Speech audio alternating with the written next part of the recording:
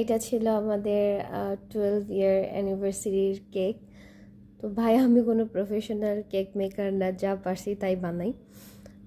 তো এটা গতকালই বানানো হয়েছিল, বাট ফিনিশিং দেওয়া হয় নাই বলে আর কাটাও হয় নাই। তারপর আনফর্চুনেটলি আজকে সকালবেলা যখন এটা কাজ শেষ করতে গেছি আমার হাতটা কেটে একাকার অবস্থা। তো এই ছিল, এটা হচ্ছে ভ্যানিলা আর হচ্ছে অরেঞ্জ ফ্লেভারের একটা কেক, আর উপরে হচ্ছে চকলেট কোটেড দিছিলাম। তো কেমন হয়েছে জানাবেন।